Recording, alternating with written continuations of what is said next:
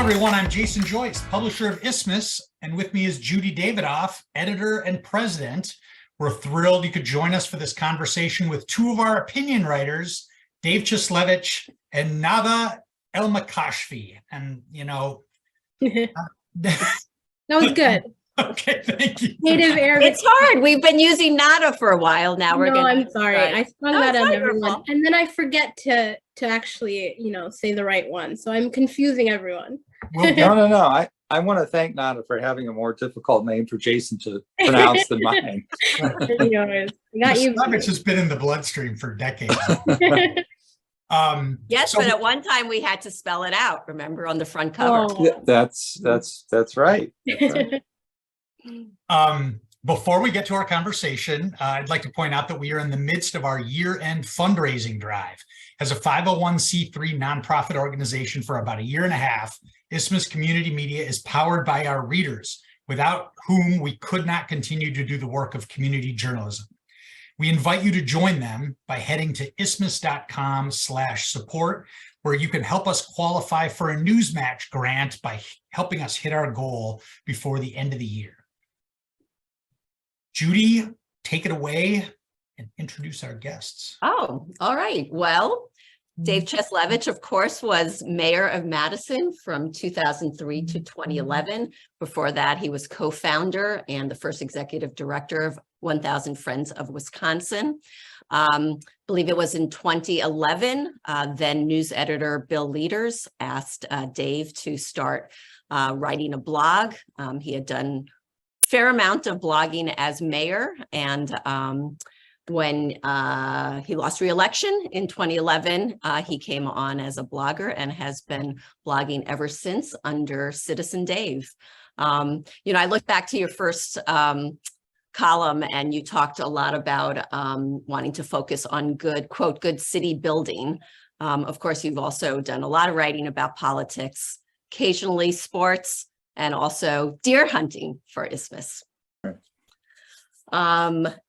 Neda wrote her first column for Isthmus. Actually, it was in response to a column. You're welcome, Nada. Thank you so much. That Dave wrote about the state Senate race at that point, and she was a candidate.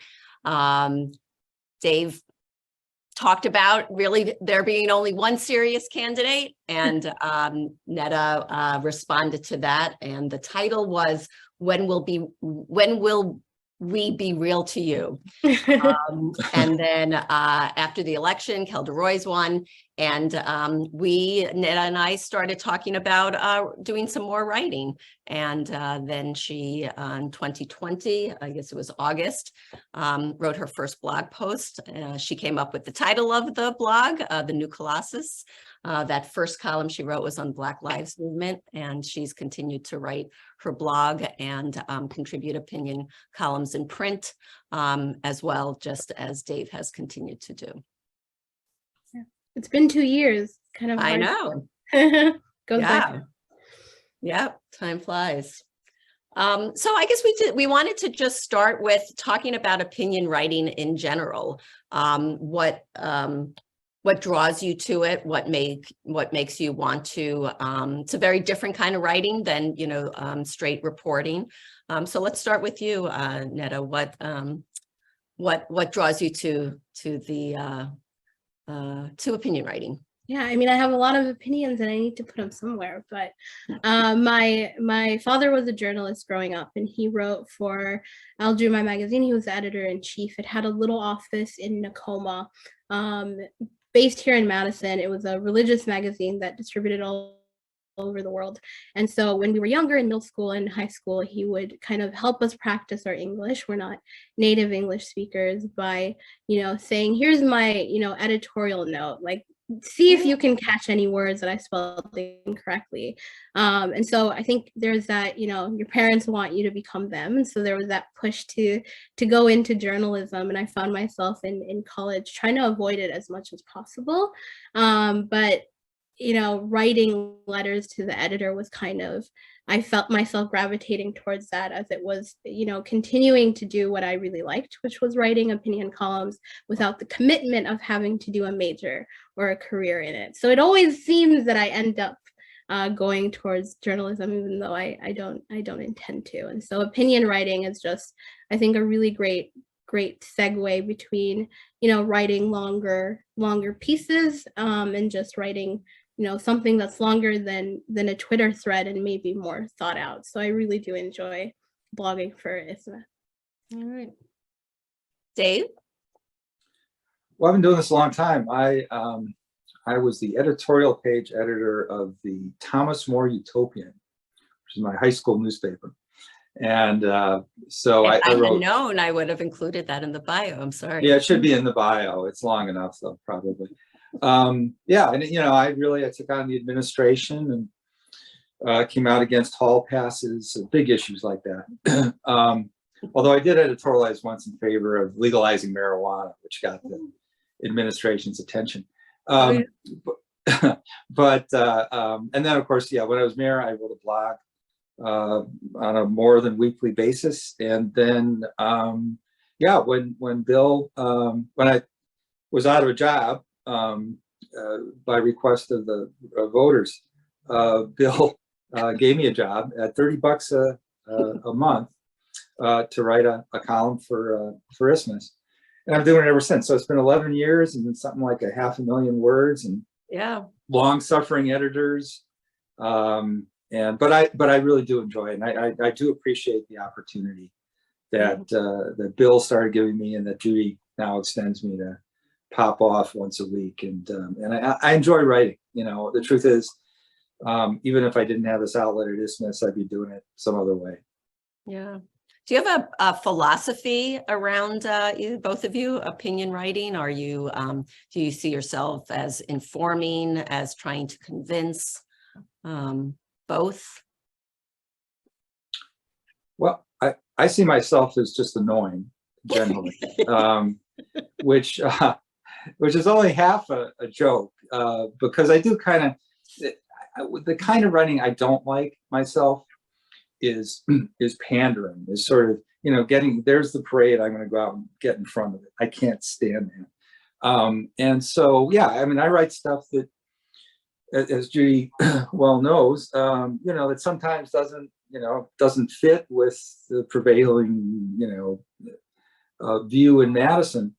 And it's not like I'm going out of my way to do that. I mean, these are things I really think. I'm not making stuff up. But I do think it's that niche. It's sort of going a little bit against the grain in Madison. I'm not trying to be somebody who's, in the mainstream necessarily. So yeah, that's the kind of niche I'm trying to find. I mean, that's developed, that I think has changed over the years that you've been. I don't know that was necessarily as much when you started writing for Isthmus, was it? Yeah, for so long ago, I don't remember, but yeah, I suppose it has a little bit. I think I was always a little bit contrary that way, but maybe more so. Mm-hmm. How about you? Yeah, I think I'm a little too early into this to figure out why am I doing it or what I'm doing it for. I think the prevailing theory that I have now is I really like to, bring in a topic where I'm like, this is what my opinion is, this is what I'm dead set on, and then writing an opinion column gives me an excuse or pushes me to research more. And I mean, I think you've seen me, Judy, through the editing process, where I'm like, okay, maybe this is, a question or a vantage point that I hadn't kind of thought of before. And then the challenge is, okay, well, if I don't believe that I'm completely wrong, how do I incorporate it into, as evidence into what I'm arguing? So it is very much a personal practice, as much as it is, something for the reader, something for myself as well. But I'm sure that will change the more I write. Mm-hmm. Should we move on? Yeah. Judy? Okay. Let's review a little bit of the November election. Each of you were pretty involved in writing and in working on it. I'm interested in perspectives from each of you. Dave, you wrote a post immediately after the election titled "Rojo Could Have Been Defeated," where you broke down the race between Mandela Barnes and Ron Johnson. You wrote, "Barnes' effort to court the party's hard left made it all but impossible for him to beat even a deeply flawed opponent." I'm interested, though, in that piece, you didn't mention aspects of the campaign, like the ads against Barnes that like positioned a darkened image of him next to prison bars and otherwise portrayed him as a scary black man. It was sort of politics at its worst and really almost like a Southern strategy, projected onto Wisconsin. Did you think about that at all when you went back and analyzed how the election broke down? And what role do you think race played in the Barnes-Johnson race? Oh, I think Johnson ran a disgusting campaign. But the problem was he was going to do that. I mean, Johnson is that kind of politician. And I didn't think that the Barnes campaign was prepared for it as it could have been. I thought, he had this ad where, for example, he's taken on the issue that he's not for defunding the police. Well, it's the famous, whatever it was, peanut butter sandwich ad. And, I thought that was okay as far as it went, but I thought he needed to come back harder. Now, Rojo votes against everything, right? So, and it particularly votes against spending bills. So it couldn't have been that hard to find, 20 occasions, whatever, in which Ron Johnson has voted against spending for first responders, and then come right back at Johnson with that very issue. This is something Karl Rove, pioneered for the Republicans a long time ago. Go at your opponent's strength. So if Ron Johnson is attacking Mandela Barnes on defunding the police and the racial issues that sort of get pulled into that, we'll go right. Don't just say, that's not true, which is pretty much what Barnes said. Go right back at Johnson and attack him on the very same issue. So that was my concern about Mandela. I did think that some of the other candidates in the primary were stronger. I thought, Tom Nelson was already winning in the Fox Valley. Any candidate's going to clean up in Dane County and Milwaukee County, but he could win there. Well, I want to challenge you a little bit on that, though, Dave. Sure. Do you really think that Tom Nelson could have ignited as much enthusiasm from young voters, from Black voters, from other voters of color, particularly in Milwaukee County, where turnout is everything? Sure. Well, actually, Mandela ran behind Tony Evers in Milwaukee County. He ran 40,000 votes behind Tammy Baldwin for 2018. So Mandela actually didn't turn out votes in Milwaukee County. What, Nada, you were a little more boots on the ground on this during this campaign. Can you tell us a little bit about how you were involved in the campaign and what you saw from your perspective as to, maybe the biggest reasons why Barnes wasn't able to pull it out? Yeah, it was really an honor and very special to be a surrogate for the campaign and work so closely in terms of Dane County with them. There was, a sense of the campaign was very much about coalition building, right? It wasn't just for me as a leftist Black woman, but rather it was for all Wisconsinites, and we'd find ourselves in it.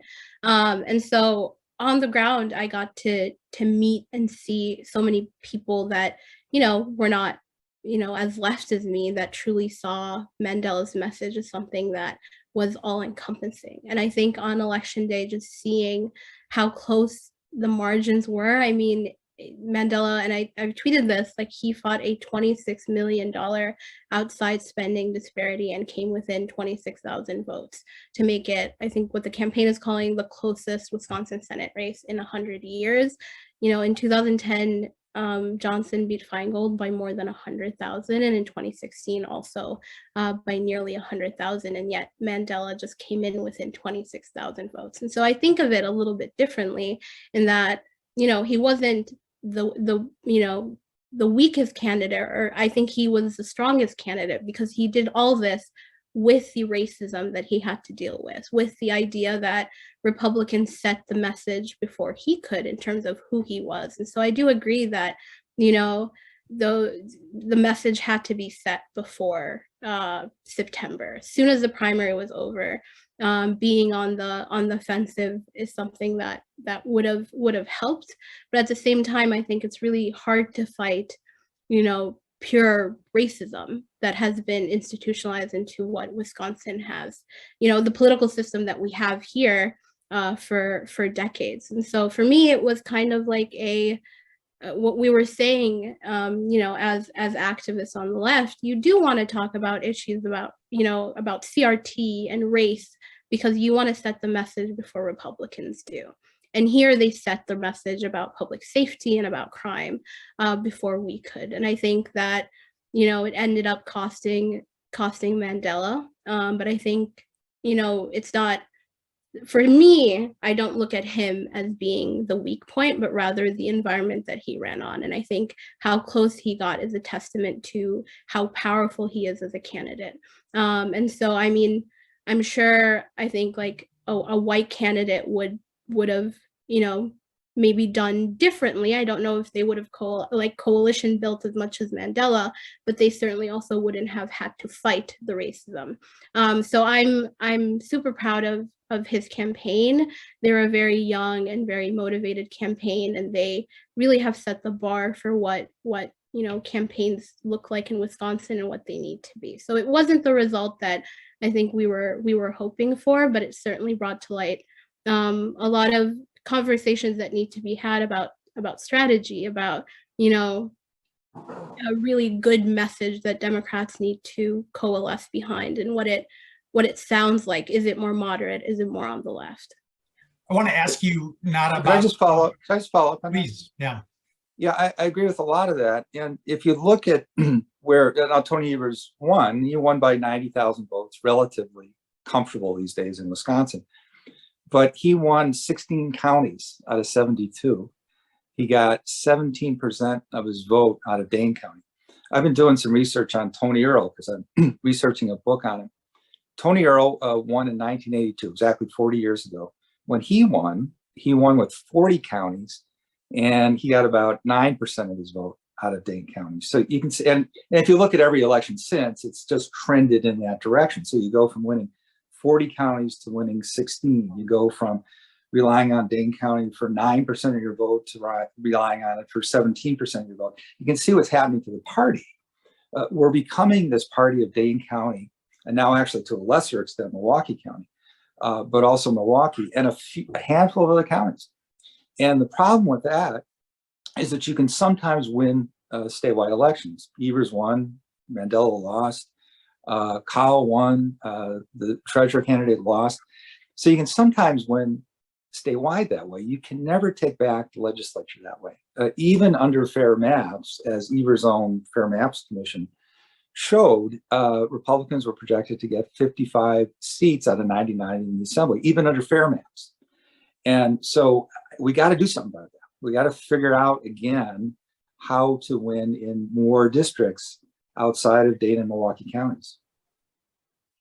I think that what I wanted to bring up is Nada talked about the youth vote a little bit, and perhaps you have some thoughts on that as to a strategy. I mean, clearly the people who voted for the first time in this election will be part of whatever the future is for the Democrats or the Republicans in this state.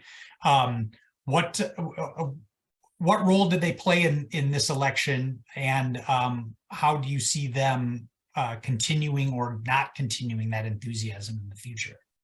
Yeah, I mean, I think I was lucky enough to write a column about the youth vote in, I think it was October issue, right, Judy? And there was Tufts University has a research organization called Circle that does a lot of kind of research around youth impact, and they had rated the youth impact in Wisconsin to be #1 in the country for, you know, flipping the governor's race, and 5th in the country for the Senate race. And so in a lot of ways, the first one came true, and we saw youth vote really helping kind of distill that red wave across the country and in battleground state. And so a lot of candidates have to figure out, how do you, balance the values of a large umbrella of Democrats while also understanding that, young people need to come out because of issues they care about, that you have to show up saying, here's what we've done for you, here's the language that we will speak that connects with your demographic, and here's why you should vote for us. So it's not something that I think we should take for granted. I think young people are going to have a big significance in our Supreme Court race in April. I think that we're lucky enough that I always say that reality has a little bit of a distinctive liberal bias. I think, Roe v. Wade going in under attack, having really obnoxious MAGA Republicans on the other side. These are all issues that brought young people out. And so you need to replicate this. Do you think though, I'll ask it this way. Yeah. What do you think it will take? Traditionally, young voters do not vote in spring elections. They will not vote in the Supreme Court race. It's just too, it doesn't bring up their enthusiasm like a partisan contest in November does. What do you think will need to happen to try to get that youth turnout to happen in the spring? Yeah, well, within the party and historically, I think that question is posed and then it's answered as, they won't vote, and so we won't try to get them out. But I think having a little more faith in young people and the idea that they do understand the world around them, they just need people to, tell them, here's how to fight, instead of what to fight for, they find their way there. So I've worked in nonpartisan youth engagement with Next Gen America for years, and people are willing to go vote, to take time out of their day. They just need to be shown how and shown when. I think we need a lot more education in our public schools about, civics and what's important, but we also do need to make sure we're not underestimating them. And then that is, a self-fulfilling prophecy, where if we're underestimating and we're saying that they're not viable and then we're not investing in them, then they're not going to come out to vote. Just like we try to appeal as much to independence, to people, in the middle of the aisle, we also do have to apply to young people and motivate them to get out to vote. Nothing should be taken for granted, for sure. Just one quick thing again on the youth vote, and this is for Dave. I was part of a pretty significant youth wave in 1992, and then, the Clinton administration more or less broke their bargain with us.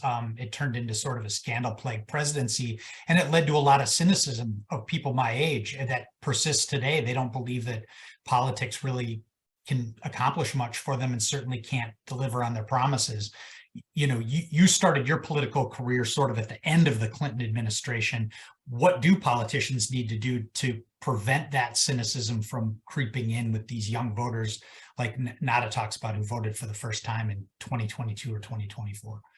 Yeah, believe it or not, I actually won on campus in 2003. I won by 1,200 votes on campus, and I won the election by 1,200 votes. So I used to be in touch with the youth vote. I'd be interested if Nada agrees. I think it was abortion.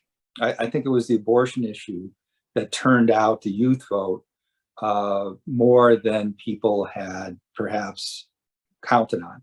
And I think that's one of the primary reasons that the Republicans didn't get the big wave they thought they were going to get. So I think the abortion issue is going, and it's sort of unfortunate, right? Because nobody wanted Roe versus Wade overturned just so you can turn out some votes. But that is the reality. The Republicans should be careful what they wish for, because by unleashing that vote, I think it had a lot to do with stemming that red wave that really didn't happen. As long as that issue's alive, I think young folks are going to continue to turn out. I'm fairly optimistic about April, because abortion is front and center in that issue, in that Supreme Court race, and I think young people are going to turn out to vote for one of the two liberal candidates.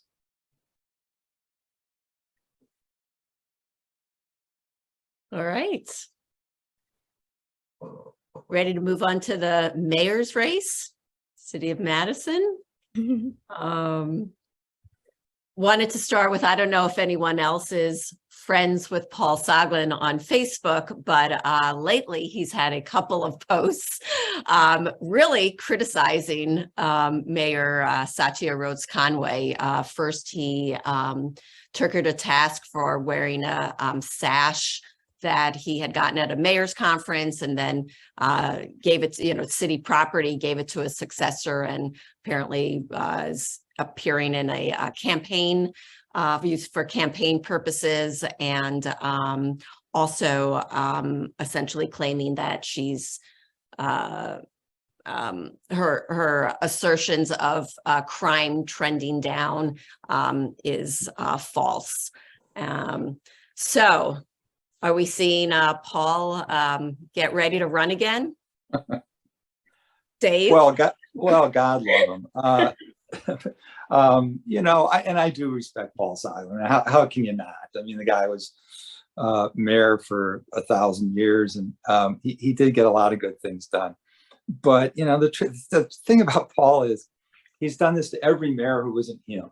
So he did it to Joe Sensenbrenner. He did it to Sue Bauman. He did it to me. Now he's doing it to Satya. And I don't know what it is with Paul, but he just can't stand.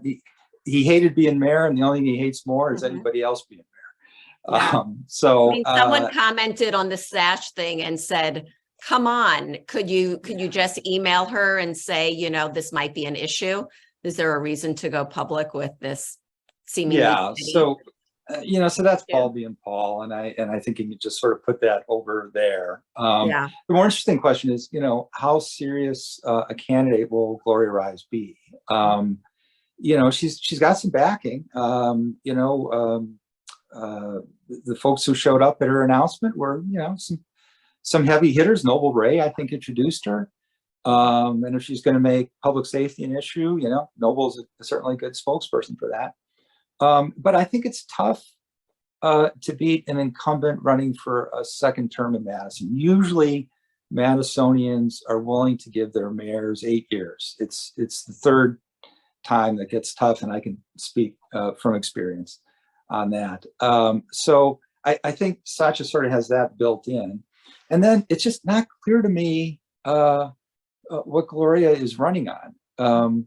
If you're going to ask voters to switch leaders, unfortunately, you got to run sort of a negative campaign in the sense that you have to give them a reason. You have to say, this city needs a new direction, and specifically, this is what it is. I haven't heard Gloria Rise articulate that yet. I don't know exactly what it is she's offering as a change from the current administration. I will say I'm glad she's running, because it's every 4 years that you get this opportunity as a community to talk about the direction you want to take. It's a great community conversation to have, and you don't have it if there isn't a spirited race. And I think there'll be one, but I really do think Gloria needs to sharpen up her message. Does seem like crime is out there. Go ahead, Nada. Yeah, I hesitate to have an opinion this early just because, both Gloria and Mayor Satya are not, as aligned with my progressivism as I would like. But at the same time, it is, that question of, why are you challenging the incumbent, that I think Gloria has to answer. And for Satya, it's why I deserve the second term, what I'm going to do differently, what I've learned. I certainly am.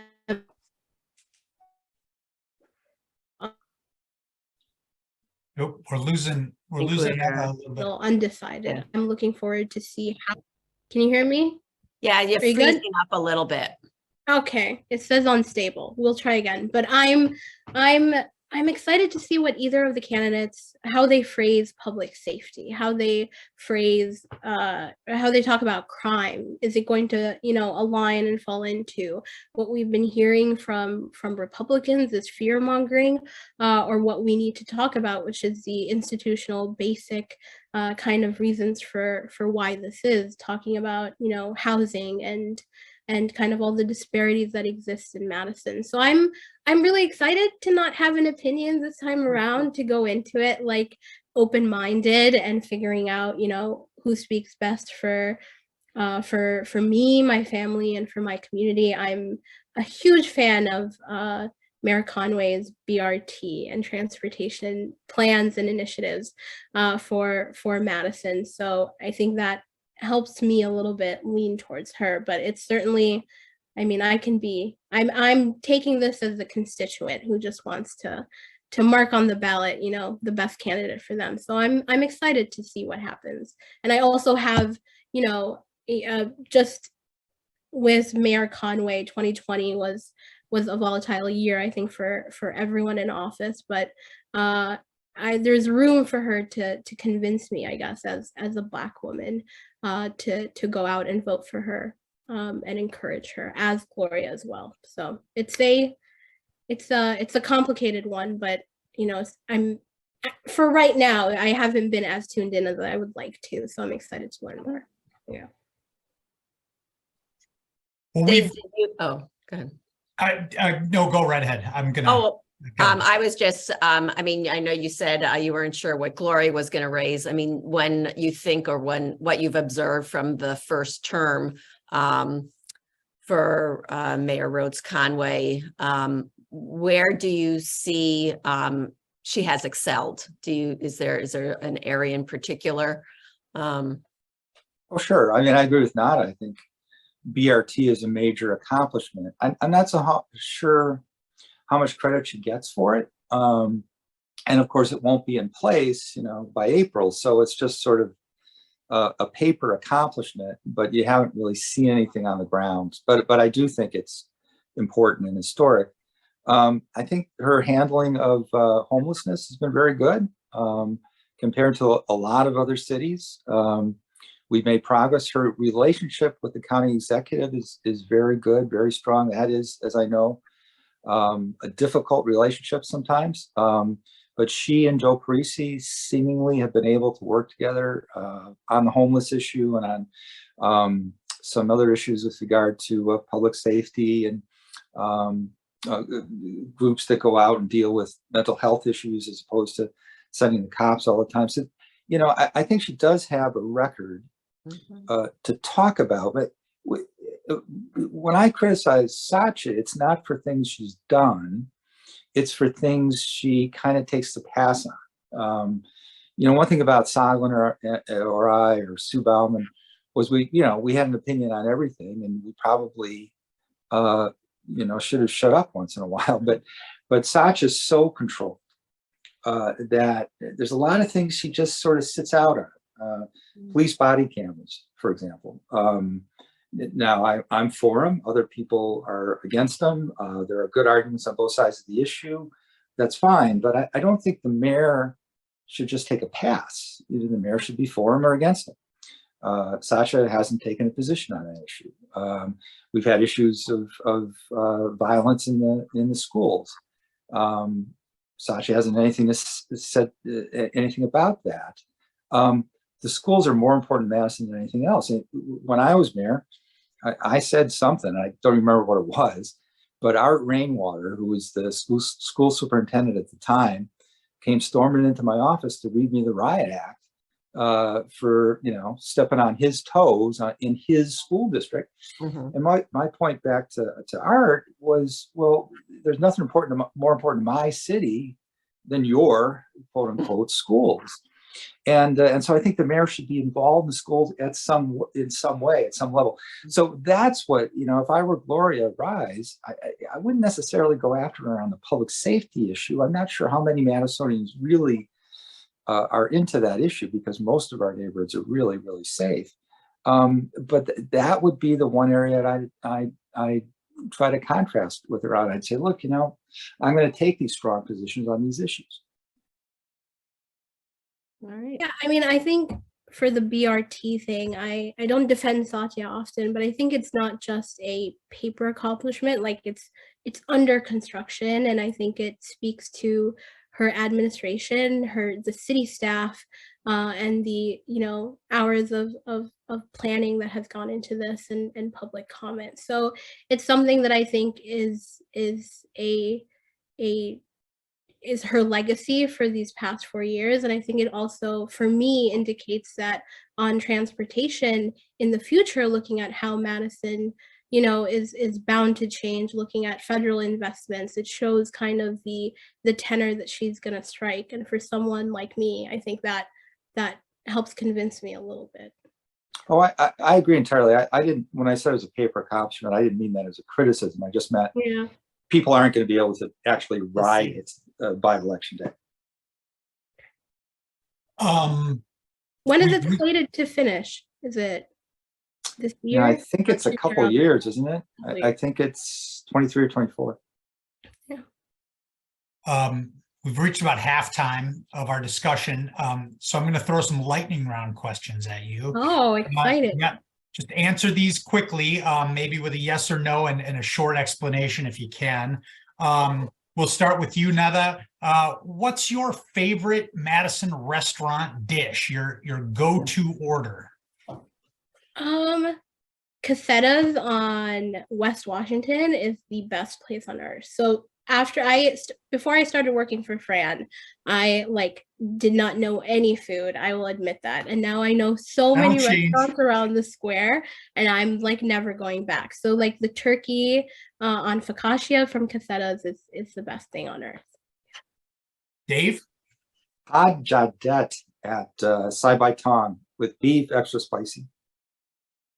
Fantastic. It's important to have a go-to Thai dish, I think. Anywhere globally, it's good.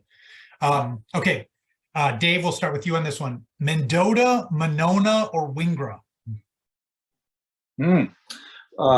Wingra for the lack of powerboats. Nice. Wingra for sure. I'm a West Side kid, so good memories. Michael's frozen custard after walking from Thoreau Elementary. Yeah, I'd agree. Fantastic. Common ground. Okay, Neda, what's in the the little pocket on your driver's side door of the car? What's in your pocket? What sits in there? So I've refused to get my license for 10 years now. So I don't drive. I do have a car. I bought a car to incentivize myself. And so no, I couldn't tell you the answer to that. That's a fantastic ansser to that question. And Dave, who wrote I didn't know you were going to ask that, or I would have told you, Jason. A well-known fact about me. That's why I'm so excited for BRT. Dave?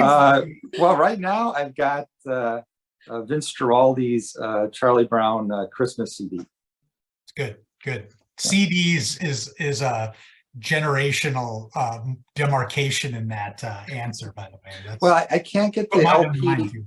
Those LP albums, they don't go in that little changer thing in my radio. So I use the CD. It's the needle always skips. It's tough. Yeah. All right. Here's the last one. New Year's Eve bedtime. Dave? Well, New York time. So 11 o'clock. Oh, okay. For real. Well, you watch the ball drop in New York. It's 11 o'clock. You go to bed. Yeah. Okay.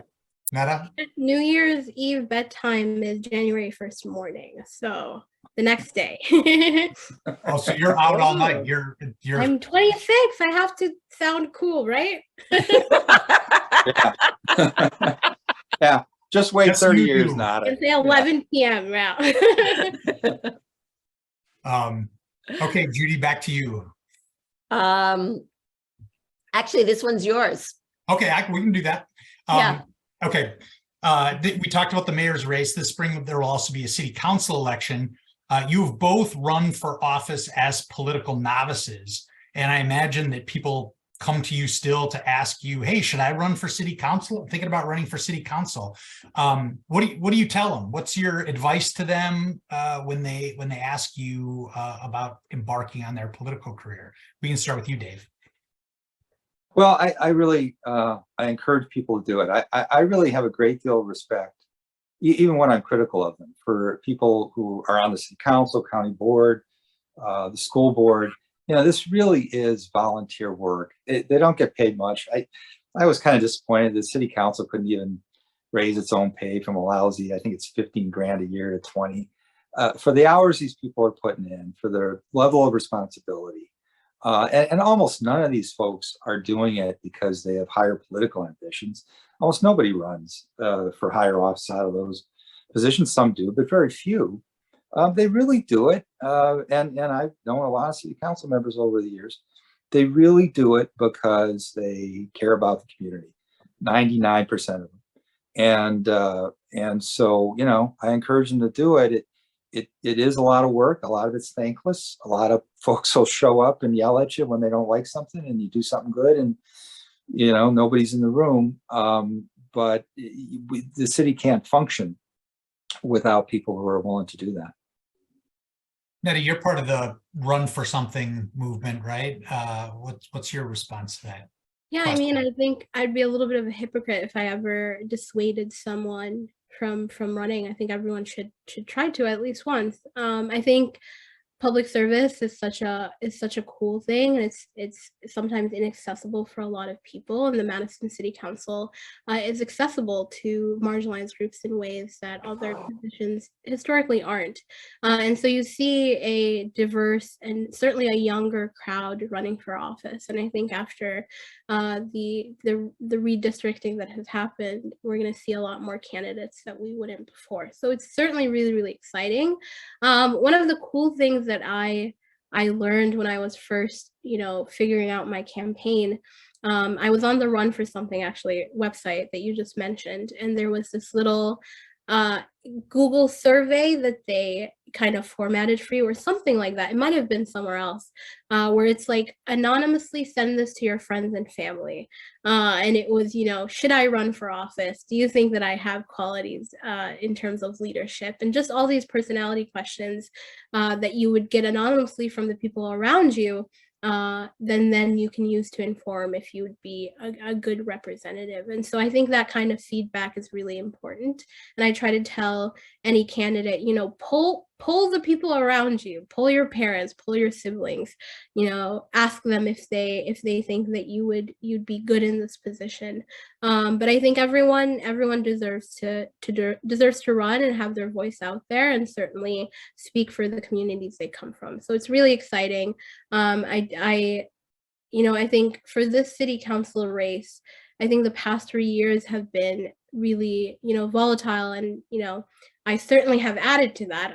I'll admit that in terms of my opinionating about the city council. But I think, Madison is special. We're a group of people that I think fall reasonably within the same kind of diameters, and so that makes our disagreements a little bit more hurtful because it feels like a family. But I think alders that are really looking to heal the city council space and kind of do a lot more, let's bind together around policy instead of, certain, I forgot the English word, but, biases towards the people that we get along with or not. I think it's time for renewal on there. And I think the candidates that I've seen are definitely going to bring that through.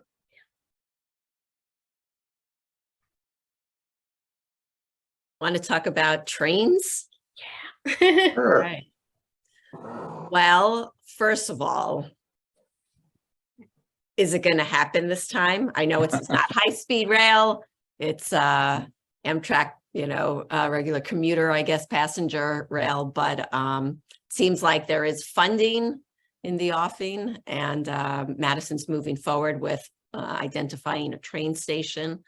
Does this seem like it could happen? Well, I'll take a shot at that. I think I wrote in my piece this week, Charlie Brown, football, Lucy. We've been through this before. I know. And we were very, very close in 2010. And then Scott Walker got elected.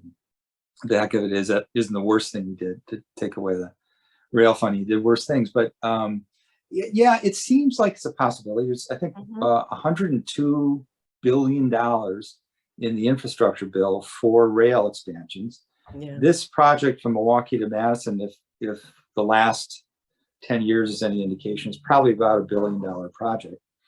And so that's 1% of $100 billion. You know, you got to think you got a chance. So maybe, and the city is looking at, I think, 6 different possible locations for a train station. We've been through this one before too. Mhm. Well, we tend to recycle our issues here in Madison, but we did look at it 11 years ago, and we settled 12 years ago, and we settled on downtown. And you guys ran the conceptual drawing of that on the website beneath the DOA building. Right. And I think it makes sense to go there for a bunch of reasons. When people come to Madison, they want to come downtown for the most part. You know, they've got something at the convention center, which literally would be right there. The Capitol is 2 blocks away. Most of state government is within walking distance. State Street is not far away. The campus is a short bus ride or a nice walk. So I hope they put it downtown, and I hope it actually happens this time.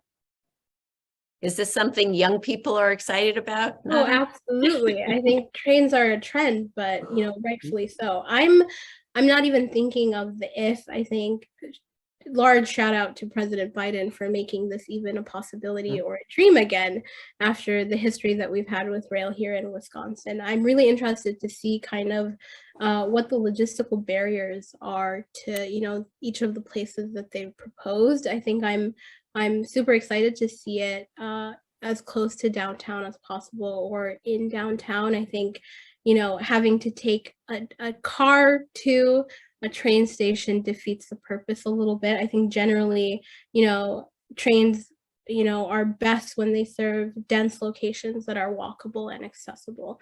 And so I'm really excited for that. I think downtown, though, it does, it's good to bear in mind that that's infrastructure upheaval in a lot of ways, and it's probably going to be a little bit more expensive. But I think the airport might be the worst kind of placement for it. So I've already started planning in my head my route as someone who doesn't drive, but I think it's really important that we do have a station here in Madison, specifically by the Capitol and state agencies, because it does make government more accessible for people all across Wisconsin. I think we're also losing a lot of we're having trouble retaining young people here in the state, and so having something that's connected to Milwaukee, Minneapolis, Chicago, what have you, and Madison, you're going to see a lot of that foot traffic that has decreased here downtown, come back up. I think it will help small businesses and restaurants here in our main streets, and then you will see young people more drawn to our university. So this is a win,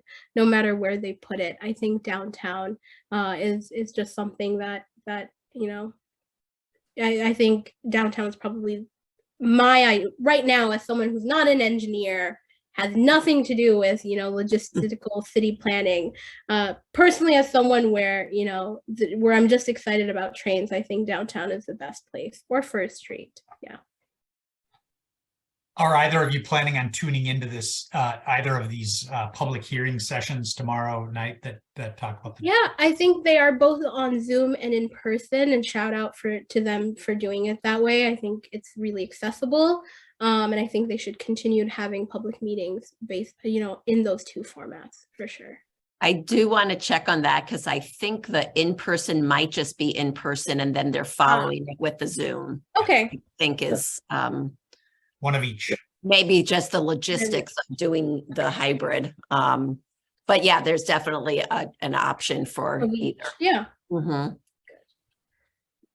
Well, we are, I think we'll skip ahead here to the year in review portion of the evening. We're coming up against the end of the year. It's time, Time Magazine often comes out, always comes out with their person of the year, keeping in mind that the Time Magazine's person of the year is not always like the most likable person, often is the opposite of that. Who are your Madison persons of the year? Nada, we'll start with you. Shout out to Nikki Vandermeulen, who just announced her campaign for school board. She's someone that has fought for her teachers so well, I think stood up on the board and against the school administration in a way that's really commendable. And I think, her work and her advocacy for both teachers and students really helps, I think, Madison in general. And I really do appreciate her. So she would get my award for sure. Dave? Well, obviously, Judy Davidoff and Jason Joyce would be my picks because you guys sign my checks. But the serious answer to that is actually, I think you guys do deserve a lot of credit. Isthmus is still standing. I mean, we're talking tonight. There's a new copy, fresh copy out in front of my building.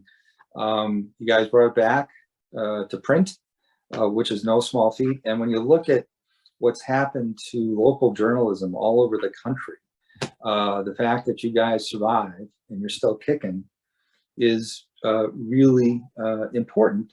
And then if I just name one other person, I gotta say, Chris McIntosh, who would have thunk it, you know? I mean, the guy fires a relatively popular coach, Paul Chris, and turns around and doesn't hire Jim Leonard, hires this guy from Cincinnati.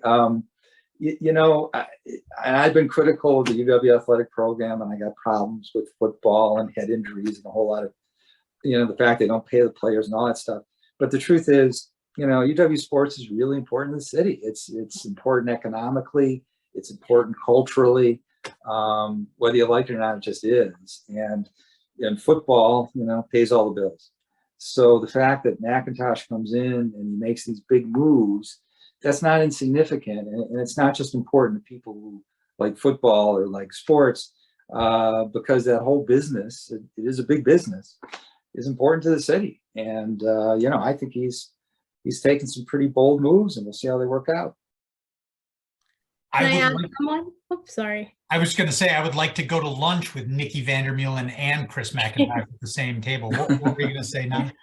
Well, I think Dave said that we need to expand a little bit outside of Madison. So I wanted to give a shout out to Senator Brad Pfaff, who ran in the 3rd Congressional District and put up such a gigantic fight against a deplorable human being. I mean, he was outspent 4-1 by Van Orden and the GOP. But his 4-point loss, I believe, was an improvement over Biden's performance in 2020 and Hillary's in 2016. And he did this without significant spending by outside groups, and Democrats across the nation did not believe in him or the Driftless or the 3rd CD.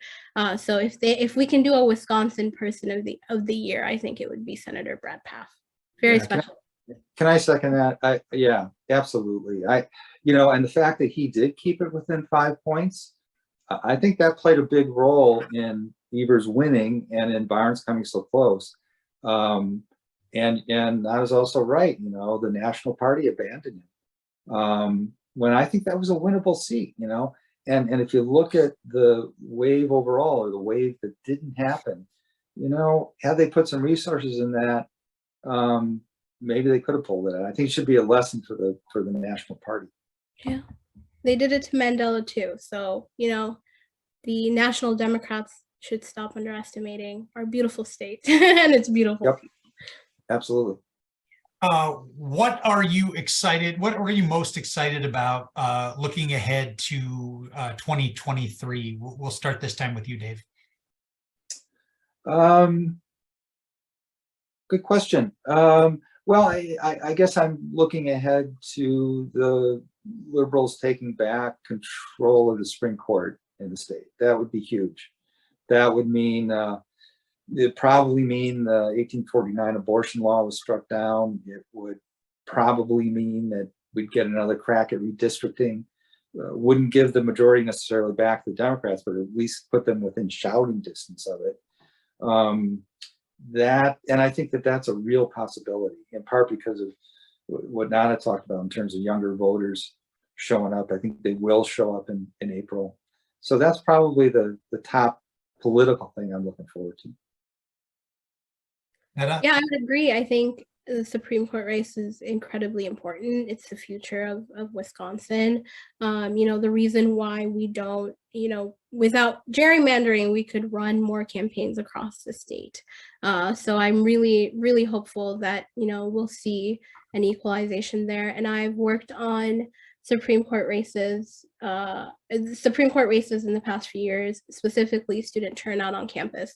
So I am also really, really excited to hopefully, shatter some records, see outside groups invest in Wisconsin like they need to for April, and also see how our mayoral and our, the races that we have here in Madison and Dane County leading up to April, how they can help, put out turnout here. So it's super exciting. I'm also excited for session.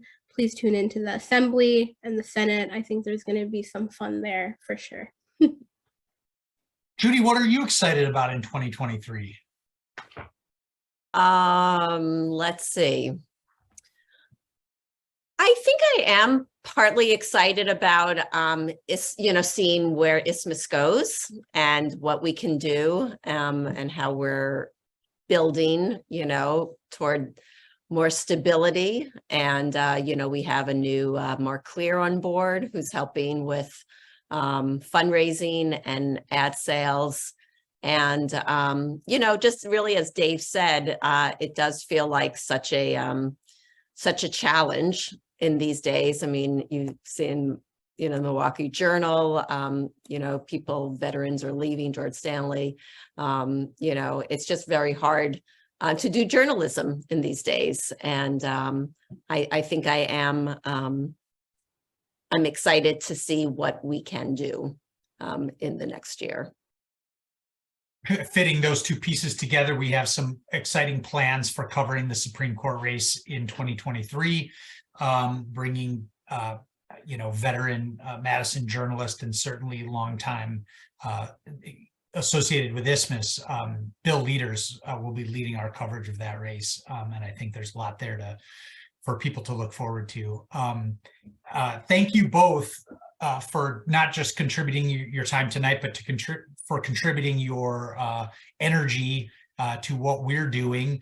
You're a big part of what we do, and we really appreciate it. And the real heroes of keeping Isthmus on its feet are our readers, our members, many of whom have tuned in tonight. You can join them by becoming a member, by going to isthmus.com/support. Again, we're matching funds. Any donation you make between now and the end of the year will be tripled, matched by 2 entities. So it's a great time to donate to what we're trying to do here. And certainly readers and writers are the biggest part of what we do. So we appreciate everybody for tuning in. Thank you, Judy. Thank you, Dave. Thank you, Netta. Thanks to everybody. And, this will be recorded and we'll post it on YouTube. So you both will be able to review your performances for many days now. So, all right. Take Thank care. you so much. Good night, everybody. Thanks so much.